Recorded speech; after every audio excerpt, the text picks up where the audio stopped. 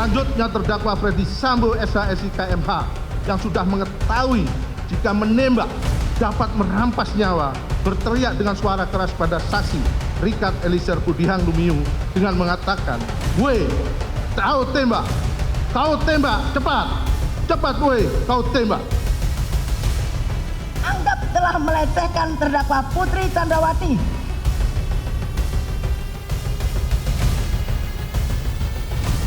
Semoga permohonan maaf saya ini dapat diterima oleh pihak keluarga. Tuhan Yesus selalu memberikan kekuatan serta penghiburan buat keluarga almarhum Bang Yos. Saya sangat menyesali perbuatan saya, namun saya hanya ingin menyatakan bahwa saya hanyalah seorang anggota yang tidak memiliki kemampuan untuk menolak perintah dari seorang jenderal.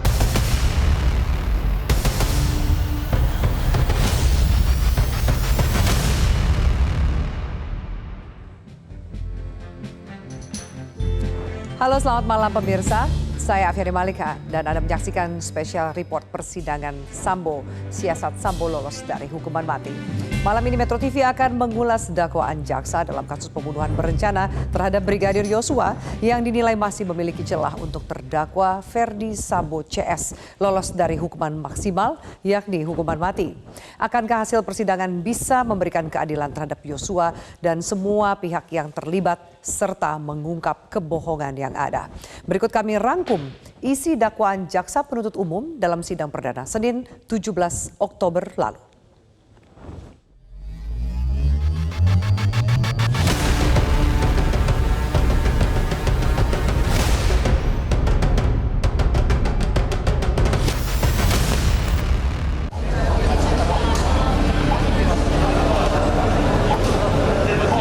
Sidang perdana pembunuhan berencana terhadap Nofriansyah Yosua Huta Barat alias Brigadir Yosua dengan terdakwa Irjen Ferdi Sambo Senin 17 Oktober lalu digelar di Pengadilan Negeri Jakarta Selatan. Jalan Saguling 3 nomor 29 Kelurahan Duren 3. Dalam sidang yang digelar terbuka dan disiarkan langsung oleh sejumlah stasiun televisi nasional ini, Jaksa Penuntut Umum atau JPU mengungkap berbagai peran penting Ferdi Sambo dalam kasus pembunuhan berencana tersebut. Dalam surat dakwaannya, Jaksa Penuntut Umum mendakwa Ferdi Sambo dengan 2 dakwaan. Pada dakwaan pertama, Jaksa Penuntut Umum menjerat mantan Kepala Divisi Profesi dan Pengamanan atau Kadif Propam Polri itu dengan pasal 340 subsidiar, pasal 338, junto pasal 55 KUHP. Dalam dakwaan ini, Sambo dituding terlibat dalam pembunuhan berencana Brigadir Yosua.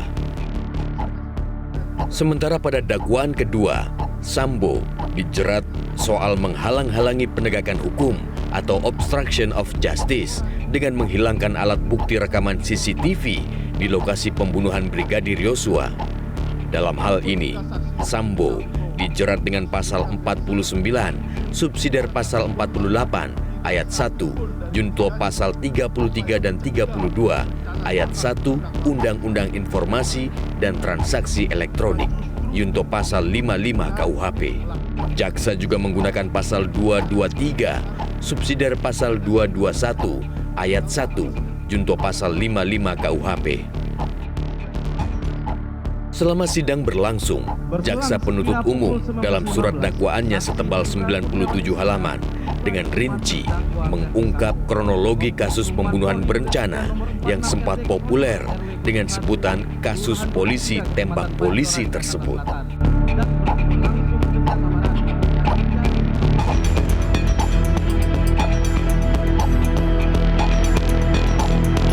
Jaksa Penuntut Umum dalam dakwaannya menyebut bahwa perencanaan pembunuhan Brigadir Yosua dilakukan di rumah pribadinya di Jalan Saguling 3, Duren 3, Jakarta Selatan pada 8 Juli 2022. Kala itu, Ferdi Sambo sempat memanggil Bribka Riki Rizal Wibowo dan menanyakan kesanggupannya untuk menembak Yosua. Terdakwa Ferdi Sambo SH SIK MH meminta kepada saksi Riki Rizal Wibowo dengan berkata, "Kamu berani nggak tembak dia?" Dijawab oleh saksi Riki Rizal Wibowo, "Tidak berani, Pak. karena saya nggak kuat mentalnya, Pak. Permintaan Verdi Sambo ini ditolak Ricky dengan alasan tidak kuat mental. Sambo kemudian menyuruh Ricky memanggil Richard Eliezer Pudihang Lumiu alias Baradae. Terdakwa Verdi Sambo SH SIK MH menjelaskan kejadian tanggal 7 Juli tahun 2022 di Magelang sebagaimana cerita sepihak dari saksi Putri Candrawati yang belum pasti kebenarannya dengan mengatakan bahwa waktu di Magelang Ibu Putri Candrawati dilecehkan oleh Yosua. Setelah itu saksi Richard Eliezer Pudihang Lumiu yang menerima penjelasan tersebut merasa tergerak hatinya untuk turut menyatukan kehendak dengan terdakwa Verdi Sambo SH SIK MH. Kepada Richard, Sambo menanyakan hal yang sama dengan yang dia tanyakan kepada Ricky sebelumnya. Richard pun menyanggupi perintah Sambo itu dengan menjawab, "Siap, Komandan." Dalam pertemuan ini, Sambo juga disebut menyiapkan peluru yang akan digunakan Richard untuk menembak Yosua.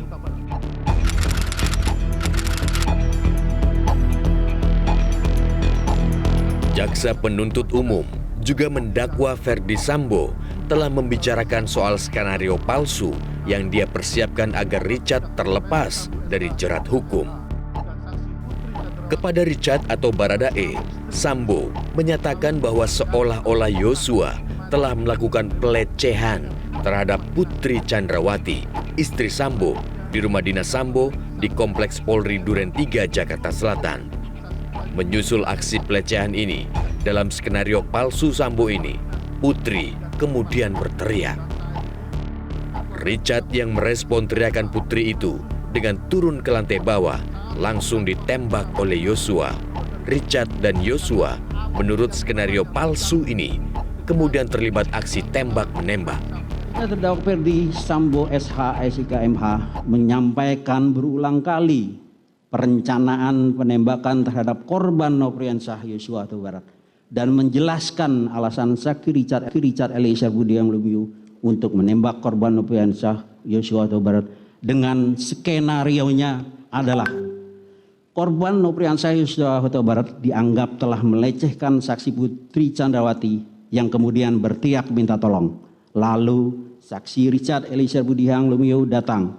Selanjutnya korban Nofriansyah Yosua Huta Barat menembak saksi Richard Eliezer Pudihang Lumiu dan dibalas tembakan lagi oleh saksi Richard Eliezer Pudihang Lumiu. Masih terkait skenario palsu Sambo, mantan Kadif Propam Polri ini juga disebut telah menyiapkan alasan kepindahan mereka dari rumah Saguling ke rumah dinasnya di Komplek Polri Duren 3, Jakarta Selatan. Kepada Richard dan Putri, Sambo meminta agar keduanya menyatakan akan melakukan isolasi mandiri. Pemirsa, Verdi Sambo bersiasat untuk menutupi rencana pembunuhannya dengan melancarkan skenario palsu tembak-menembak yang seolah-olah terjadi antara Yosua dengan Richard. Informasi selengkapnya kami hadirkan sesaat lagi.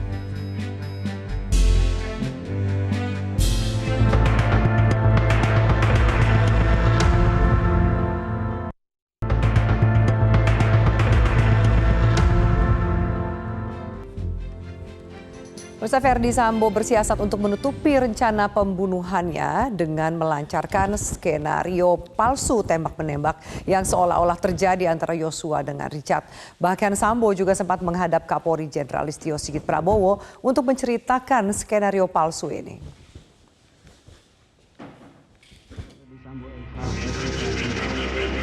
Jaksa penuntut umum dalam sidang perdana kasus pembunuhan berencana dengan terdakwa Irjen Verdi Sambo Senin lalu juga menyatakan dalam dakwaannya bahwa sebelum menjalankan rencana pembunuhannya terhadap Brigadir Yosua, Sambo telah memastikan Yosua tidak bersenjata.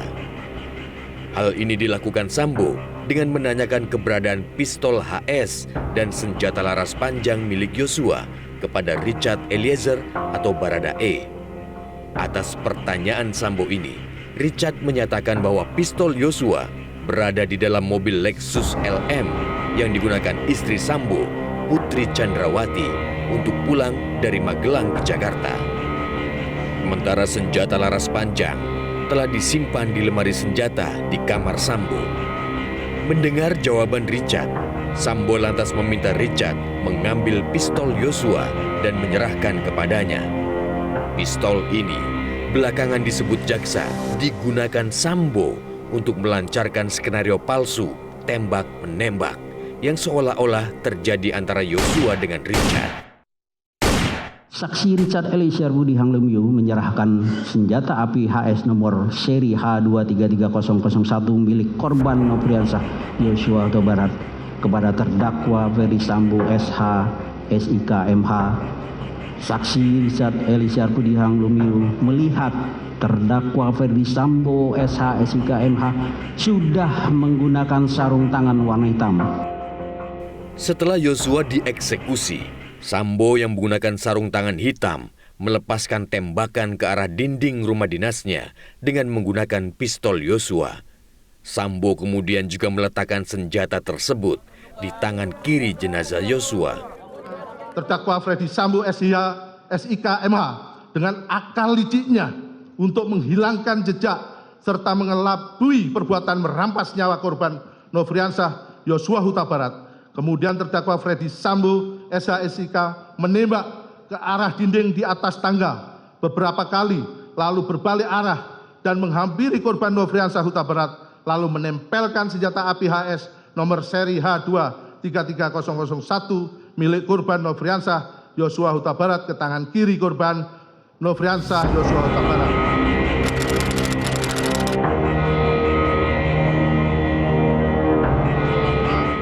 Dalam surat dakwaan jaksa penuntut umum, terungkap bahwa eksekusi terhadap Yosua terjadi setelah Ferdi Sambo memberikan perintah kepada Baradae.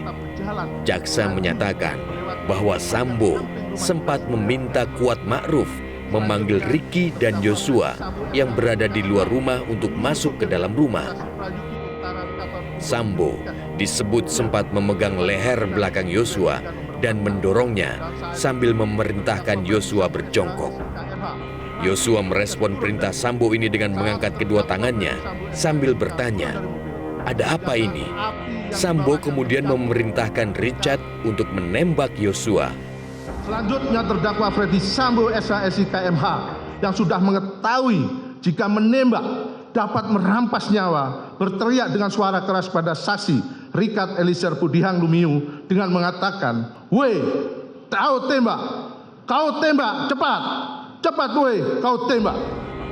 Mendengar perintah Sambo, Richard melepaskan 3 hingga 4 tembakan ke arah tubuh Yosua. Menurut dakwaan jaksa, Yosua masih belum tewas saat itu. Dia masih bergerak-gerak kesakitan dalam posisi telungkup. Yosua baru tewas setelah Ferdi Sambo melepaskan tembakan ke arah bagian belakang kepala. Sambo SH SIK MH yang sudah memakai sarung tangan hitam, menggenggam senjata api dan menembak sebanyak 1 kali mengenai tepat kepala bagian belakang sisi kiri korban Nofriansah Yosua Huta Barat hingga korban meninggal dunia. Setelah mengeksekusi Brigadir Yosua, Ferdi Sambo disebut jaksa menghubungi 2 bawahannya, yakni Kepala Biro Paminal Polri, Brigjen Hendra Kurniawan, dan Kepala Biro Provos Polri, Brigjen Beni Ali. Sambo juga menghubungi Kanit 1 Subdit 3 Dit Tipidum Barreskrim Polri, AKBP Ari Cahya Nugraha. Kepada ketiga pejabat Polri ini, Sambo menceritakan skenario palsu yang telah dia siapkan sebelumnya. Sambo juga sempat menghadap ke Kapolri, Jenderal Listio Sigit Prabowo, untuk menceritakan skenario palsu ini. Usai menemui Kapolri, Sambo meminta kepada Hendra dan Beni agar kasus tewasnya Brigadir Yosua diproses sesuai dengan cerita yang telah dia sampaikan. Dia juga meminta agar peristiwa di Magelang ditutupi dan agar perkara ini ditangani oleh Biro Paminal. Terdakwa Ferdi Sambo SIK MH berpesan untuk peristiwa di Magelang tidak usah dipertanyakan. Kita sepakati, kita berangkat mulai dari peristiwa di rumah dinas Duren 3 nomor 46 saja. Terakhir, terdakwa Ferdi Sambo mengatakan, baiknya untuk penanganan tindak lanjut di Paminal saja. Untuk lebih meyakinkan cerita yang dia skenariokan, Verdi Sambo juga memerintahkan Putri Chandrawati untuk melaporkan kasus pelecehan seksual yang dilakukan Yosua ke Polres Jakarta Selatan sehari setelah pembunuhan Yosua terjadi.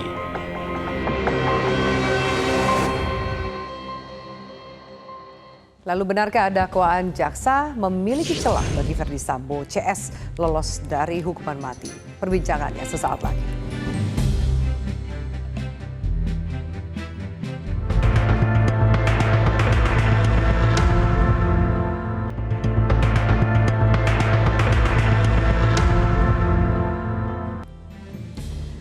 Kita lanjutkan pemirsa, lalu benarkah dakwaan jaksa penuntut umum dalam kasus pembunuhan Brigadir Yosua masih ada celah bagi Verdi Sambo CS untuk lolos dari hukuman maksimal?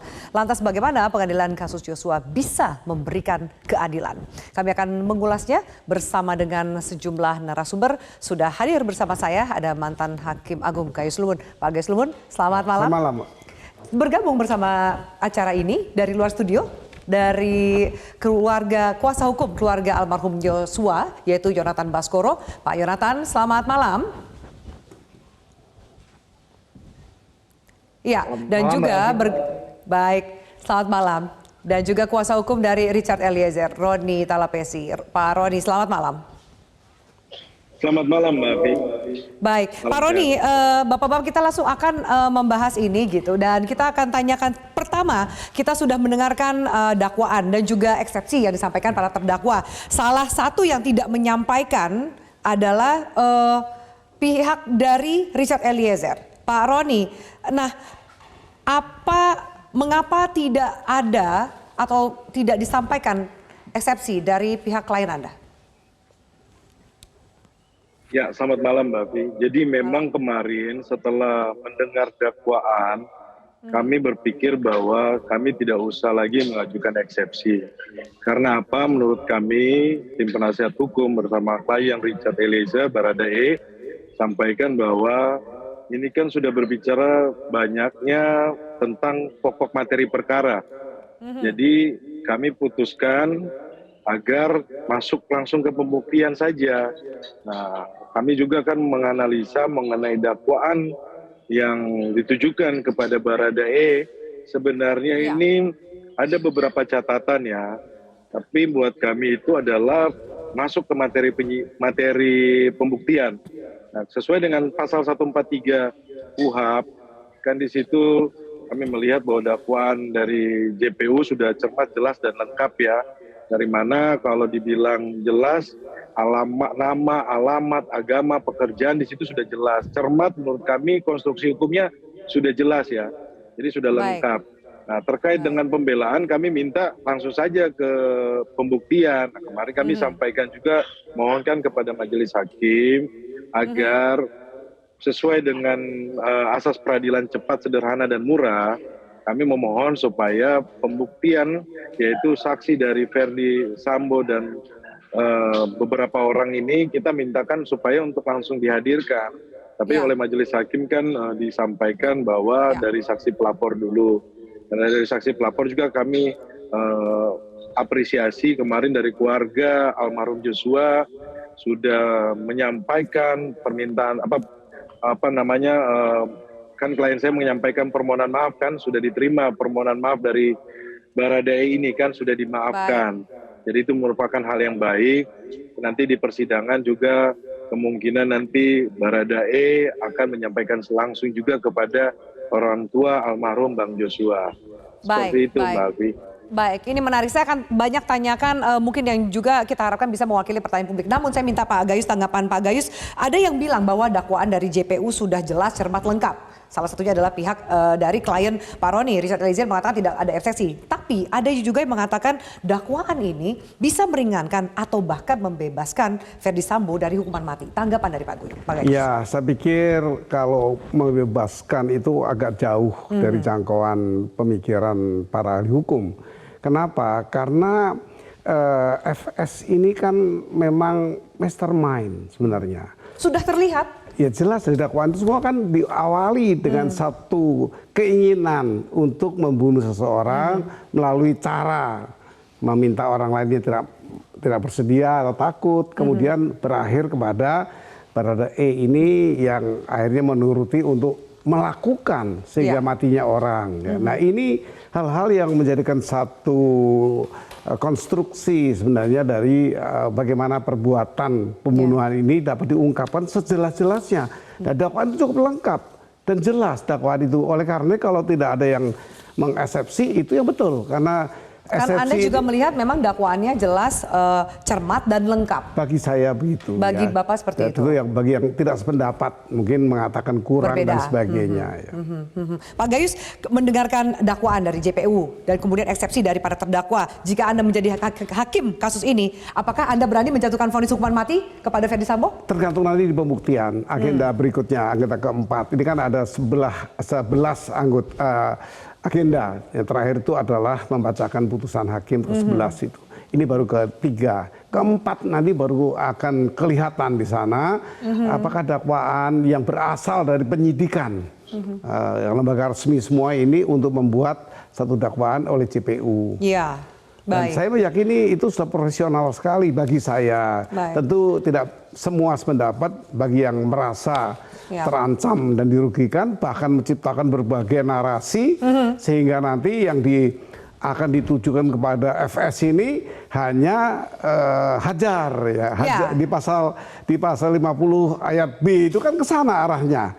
Hanya terbatas apa yang dianjurkan untuk itu. Nah itu yang diputus seperti itu pasal itu harapan dari orang yang membangun narasi seolah bukan tembak. Bukan tembak tapi hajar. Hajar. Nah ini kami harus cermat ya sebagai masyarakat untuk memperhatikan apa saja sih yang terkandung dalam pemikiran banyak orang, diantaranya ya kelompok. Kalau ini diutarakan oleh terdakwa itu wajar karena manusiawi, dia ingin terlepas. Tapi kalau sekarang justru dicuatkan oleh kuasa hukum? Penasihat hukum misalnya, itu paling tidak akan kena contempt of court, penghinaan kepada pengadilan. Kalau ya saya katakan karena berbohong. Kalau terjadi itu tidak benar, dicuatkan sebelum saatnya. Kita juga masih menunggu kehadiran dari kuasa hukum dari keluarga Ferdi Sambo dan Putri Candrawati, Ferdi Diansyah, yang kita harapkan bisa bergabung dalam diskusi kita pada malam hari ini. Karena tadi Pak Gayus sudah masuk ke dalam salah satu yang amat berbeda keterangan. Tapi kita juga melihat ini akan berpengaruh sekali ke depan soal perintah antara hajar cat dengan woi tembak yang dibacakan oleh jaksa. Saya minta tanggapan dari Pak Roni. Nah, apa yang Anda lihat? Apakah ini hanya strategi kuasa hukum yang punya resiko yang baru disampaikan oleh Pak Gayus, dan apa yang membuat klien Anda mampu membuktikan bahwa memang perintahnya adalah tembak, bukan hajar? Kita akan bahas usai jeda. Kita tahan dulu jawaban Anda, tetaplah bersama kami.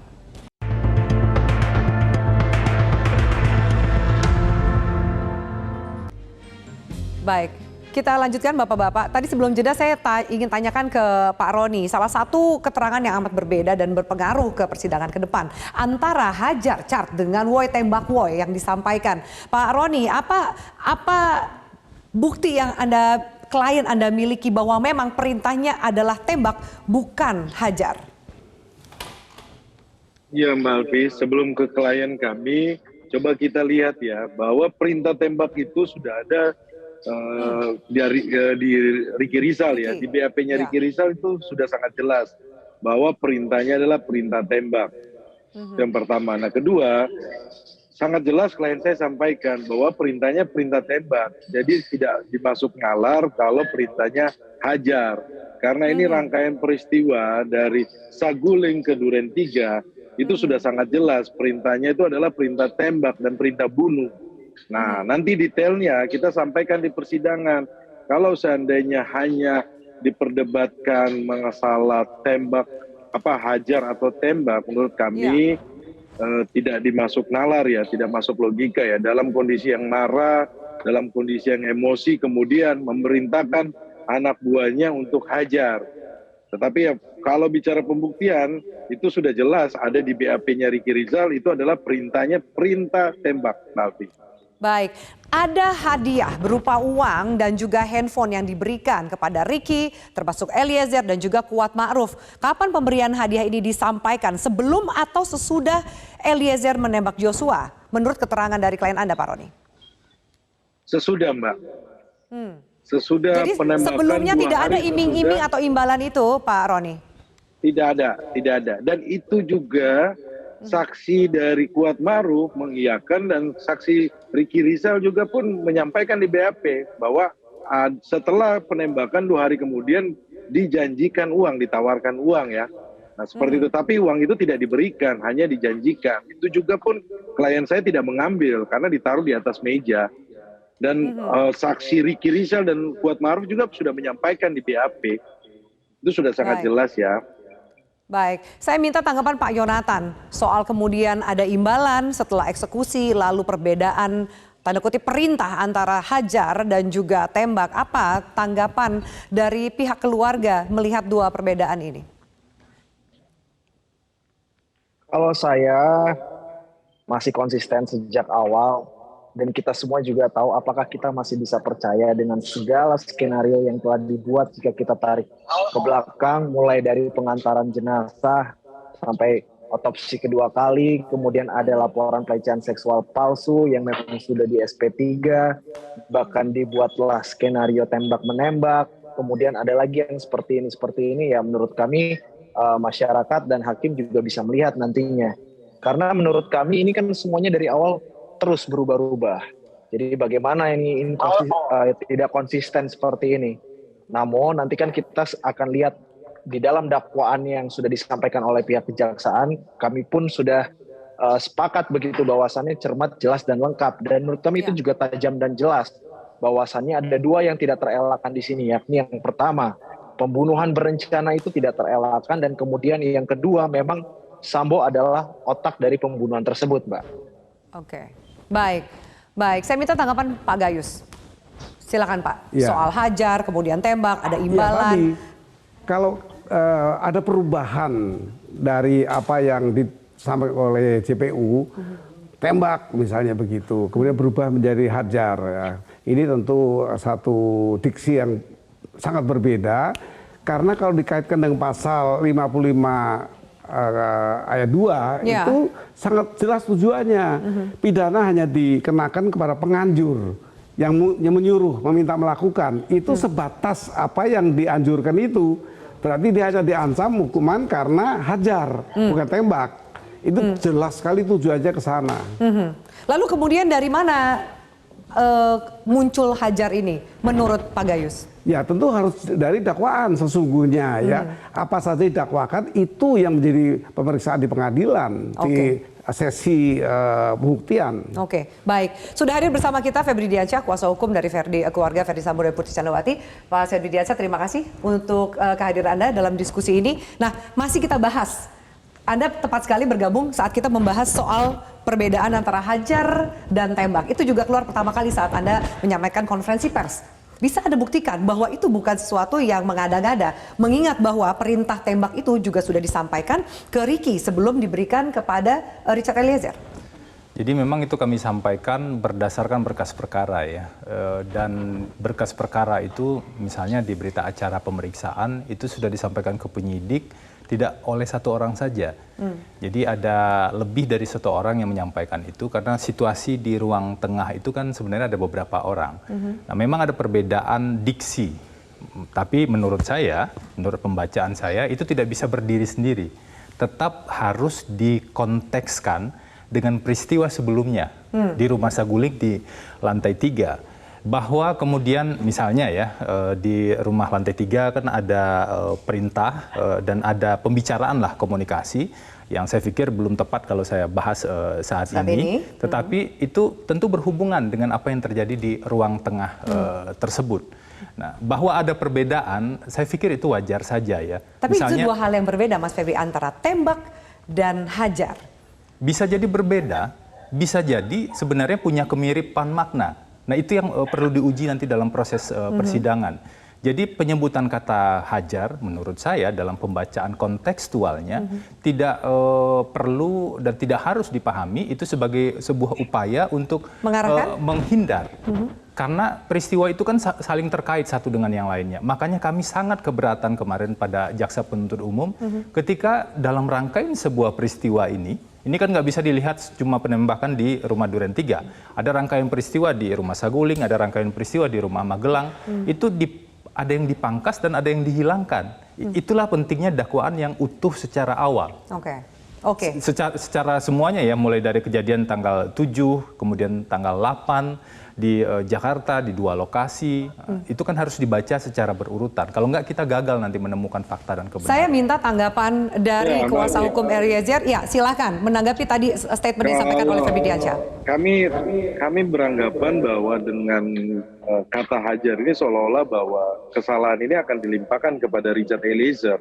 Ini tanggapan kami ya. Jadi kalau seandainya yang disampaikan, yang diklaim oleh rekan-rekan, nah ini kan juga kan berdasarkan BAP dari saudara FS ya.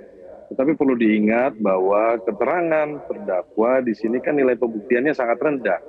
Ya mungkin ya dalam hal ini untuk membela diri atau apa kita kan nanti lihat ya. Tetapi di sini yang mau kita sampaikan bahwa peristiwa pidana ini adalah suatu peristiwa yang sudah jelas ya.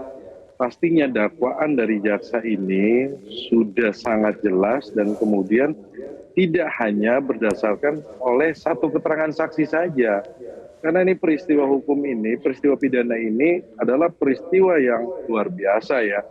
Karena menjadi perhatian publik, kemudian menjadi perhatian lembaga-lembaga negara. Bagi Anda makna hajar dan tembak itu jauh berbeda. Karena itu yang disampaikan oleh Febri juga kan bahwa... Saya koreksi sedikit ya. Semuanya sebenarnya jadi terdakwa. Richard juga terdakwa, Ferdi Sambo juga terdakwa, Putri Chandrawati juga terdakwa. Poinnya bukan di sana. Tapi terdakwa ini juga bisa menjadi saksi untuk yang lain. Jadi tidak bisa hanya dilihat kemudian keterangan terdakwa yang nilai pembuktiannya paling rendah. Bukankah Richard juga terdakwa? Yang jadi poin adalah kalau kita bicara soal keterangan saksi, kita bicara tentang apakah ada kesesuaian antara satu saksi dengan saksi yang lain dan dengan bukti-bukti yang lain. Itu poin yang diuji. Kalau misalnya hanya Richard yang bicara tentang satu hal, kemudian dibantah oleh seseorang yang bicara satu hal, kita nggak bisa meletakkan dia vis-a-vis harus dikaitkan dengan pihak lain mendengar nggak? Nah, dalam konteks kata yang tadi disampaikan, sebenarnya itu bukan hanya satu orang yang bicara. Tapi siapa saja yang bicara selain Sambo? Ada saksi yang lain dan itu ada di berita acara. Dan itu tentu harus diuji nanti dalam proses persidangan. Poin saya adalah kita tidak mungkin hanya berdebat pada diksi A dan diksi B tanpa mengkontekskan dengan peristiwa sebelumnya. Oke, baik. Kita harus jeda. Nanti saya minta tanggapan, saya akan berikan waktu kepada Pak Roni. Termasuk juga seberapa penting, karena ini ketika peristiwa sebelumnya yang dimaksud mungkin adalah peristiwa yang terjadi di Magelang. Karena di dakwaan jaksa ini tidak tergali lebih jauh, tapi di balik itu kuasa hukum dari pihak Putri Chandrawati dan juga Ferdi Sambo tetap bersikukuh bahwa itu menjadi rangkaian yang penting atas kejadian pembunuhan Brigadir Yosua. Kita lanjutkan sesaat lagi.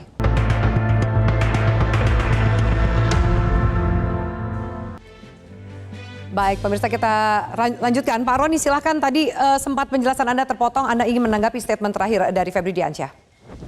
Ya, Mbak, perlu kami sampaikan bahwa peristiwa pidana ini tidak berdiri sendiri ya, bahwa peristiwa ini tentunya didukung oleh alat bukti yang lain ya, bahwa di dalam KUHP sudah jelas ya, pasal 185 ayat 6, perselisihan saksi dengan saksi, perselisihan saksi dengan alat bukti yang lainnya ya. Jadi nanti terkait dengan alat bukti yang lain yang tadi disampaikan bahwa penembakan yang dilakukan oleh Ferdi Sambo, betul itu klien saya sampaikan seperti nanti kita cocokkan dengan alat bukti yang lainnya kan, seperti dari ahli yang sudah disiapkan, nanti itu akan terbuka di persidangan, menurut saya seperti itu, Mbak. Baik. Pak Gayus, Anda mau menanggapi dulu? Ya, saya akan memberikan satu pandangan mengenai logika yang membuat keyakinan, terutama hakim. Fokus kepada perbedaan menembak dan hajar. Secara logis, kalau kita mengatakan menghajar dengan kaitan situasi itu adalah kalau kita sedang makan. Ayo hajar aja. Itu makan, itu artinya dihabiskan gitu kan.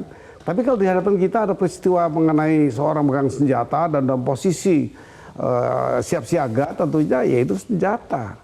Hajar itu sudah bentuk senjata secara silogisme. Ya, kalau logis ini menjadikan keyakinan. Jadi itu kait-kaitannya.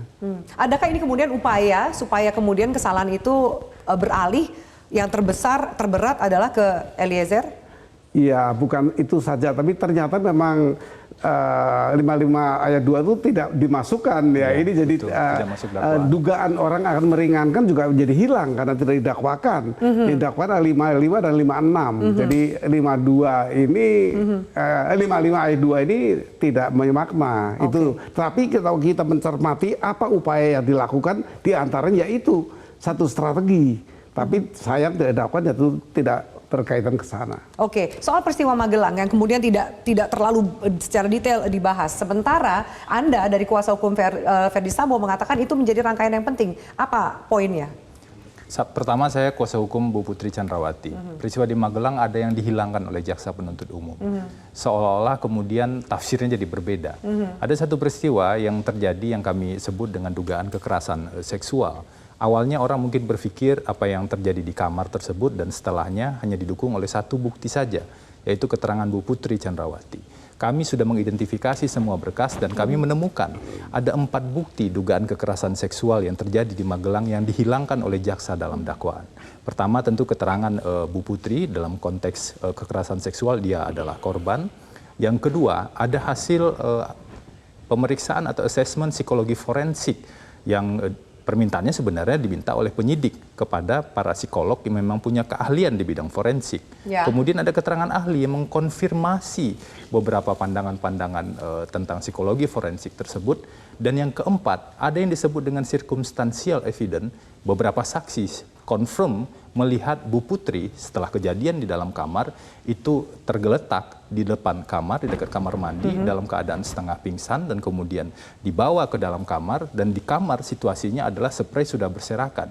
Dan kemudian sebelumnya ada saksi yang juga melihat korban turun secara pelan-pelan. Saksi siapa? Saksi Kuat Ma'ruf yang melihat dari luar, yang kemudian melihat korban turun pelan-pelan dari tangga dan kemudian teriak dan kemudian terjadi kejar-mengejar. Jadi rangkaian peristiwa itu tiba-tiba hilang dalam dakwaan. Kenapa itu tidak dilaporkan di Magelang? Dan kemudian apa penjelasan dari Putri Chandrawati kenapa kemudian harus ikut bersama dengan tanda kutip terduga pelaku pelecehan seksual terhadap dirinya untuk kembali ke Jakarta? Tidak, mereka tidak satu mobil. Mereka tidak satu mobil? Berpisah mobilnya. Bu Putri ada di mobil depan dan tentu Bu Putri tidak punya kontrol terhadap siapa yang naik di mobil belakang.